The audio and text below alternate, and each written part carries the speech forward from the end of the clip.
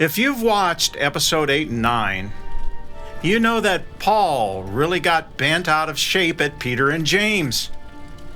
And both sides were preaching Jesus. So what was the big deal? Why couldn't they just get along and work together?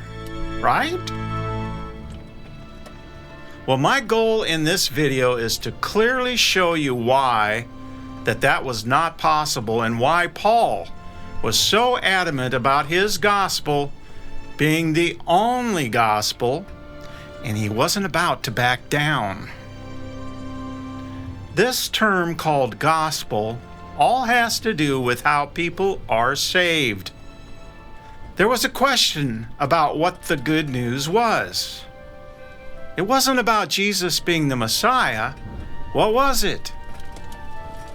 The good news or gospel is not just telling someone about the man Jesus, of what he said and what he did. It is something entirely different from that. And since our entire focus on all of our videos is about salvation, I think it is important that we have a clear understanding of what the true good news or gospel is.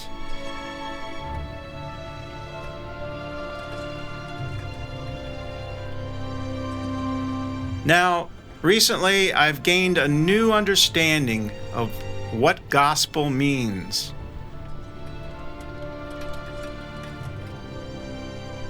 Instead of calling it a gospel, let's call it an announcement.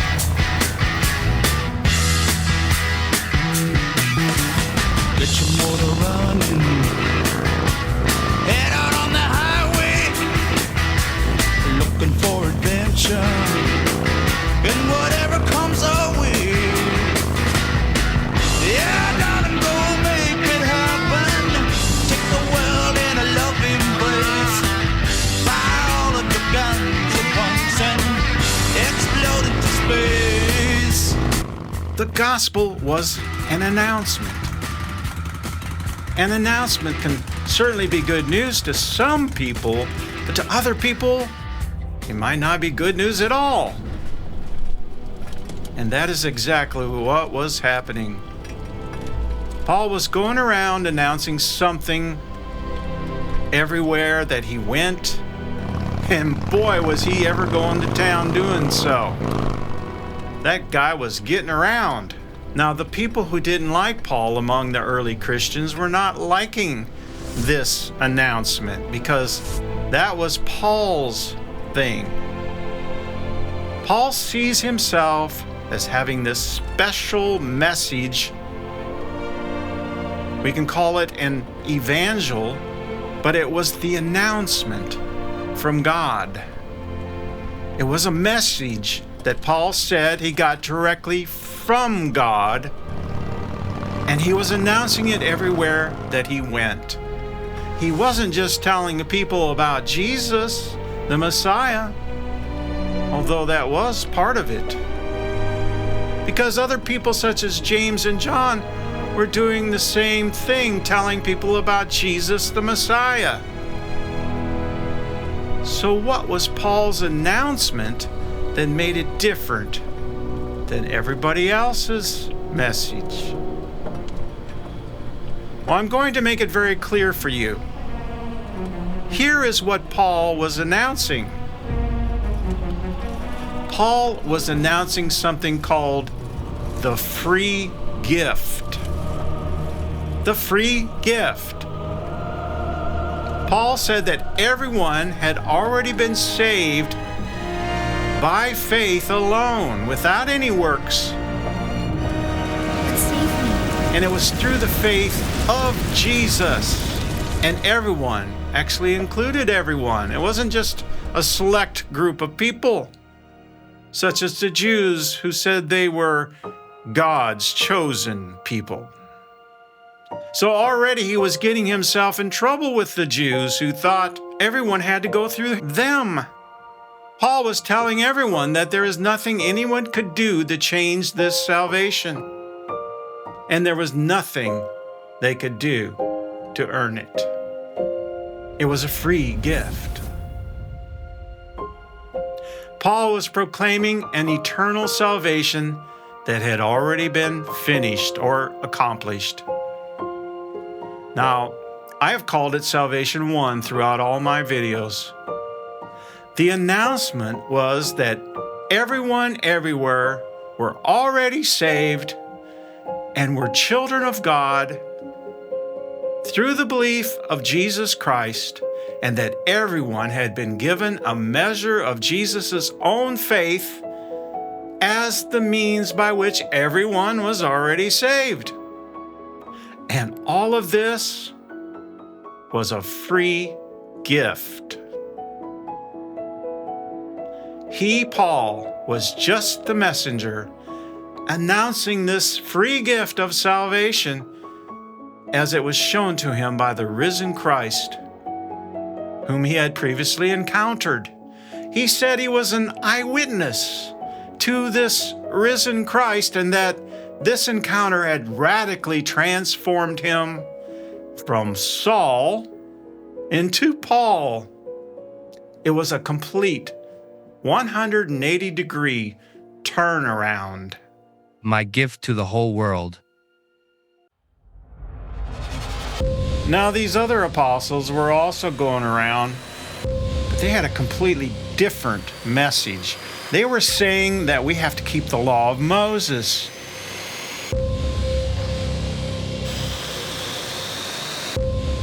But the salvation that they were promoting, well, it wasn't even eternal. It had more to do with being saved from the Romans.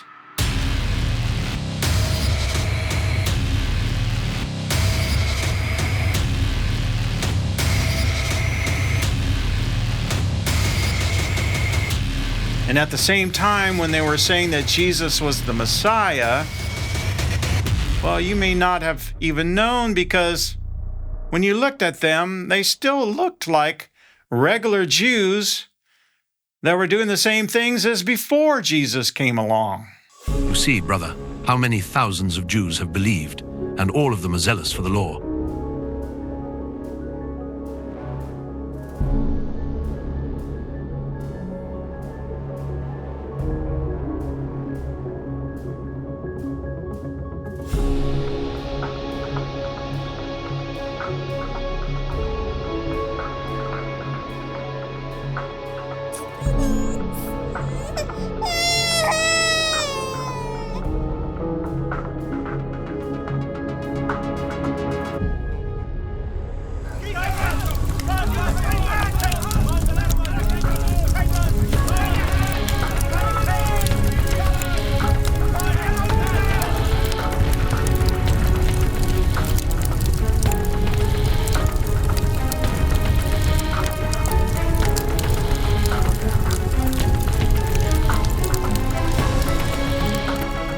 Why were they saying you had to keep the law of Moses?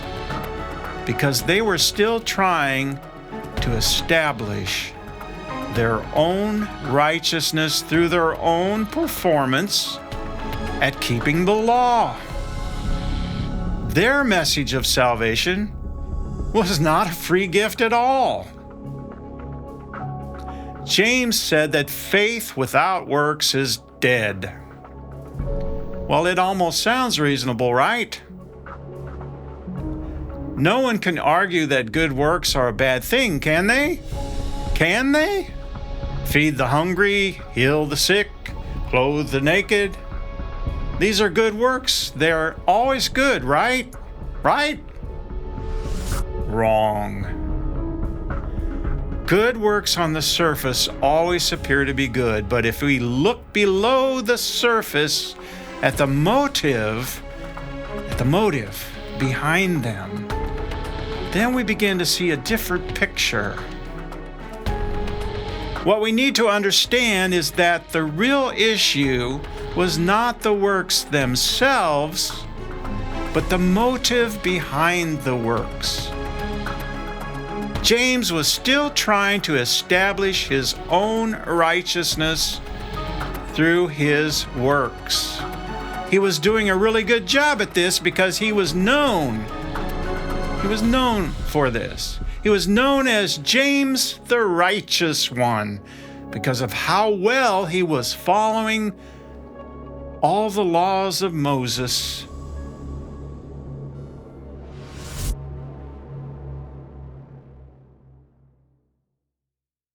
He was still trying to show just how righteous he was and how holy he was.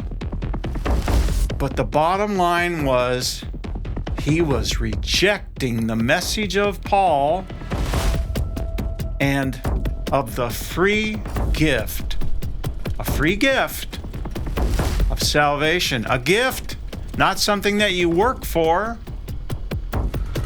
Yes, he said he believed in Jesus, but James did not believe in Paul's message at all. To him, Jesus was only a man who had perfect obedience to the law of Moses, and he, James, was trying to do the same. And to this very day, there are many people who call themselves Christians that are following in James's footsteps, trying to prove that they are holy through their works, while at the same time they say they believe in Jesus. So how do I know this? Because I too was one of them. I grew up in a church that taught something like this. Yes, we believe in Jesus, but you have to do this, and you have to do this, and this, and this, a whole list of things in order to be saved. It wasn't until I was 26 years old that I heard the announcement from Paul that there was an announcement of a free gift. And just like Paul, when he encountered it, that free gift transformed my life. And you know what? Most of the people that I've encountered that call themselves Christian are still doing the same exact thing as I did before I knew of the free gift. This in spite of most of them being involved in a church or denomination, although not like the one I grew up in, were doing the same thing. And I found this to be true almost everywhere I went. Almost no one knew of the free gift that Paul announced. So what's the problem with James and his salvation plan through works and those who follow him down the same path? The problem is they have placed the cart before the horse. There is only one type of good works that are acceptable to God. Only one kind. And this even applied to Jesus himself. And Jesus told us about it. Here's what he said. By myself, I can do nothing. Or you could say it another way. I can do nothing on my own initiative. Nothing. It is the Father living in me who is doing his work. So Jesus wasn't doing any of his own works, trying to establish his righteousness. Human effort accomplishes nothing. So good works do not save you.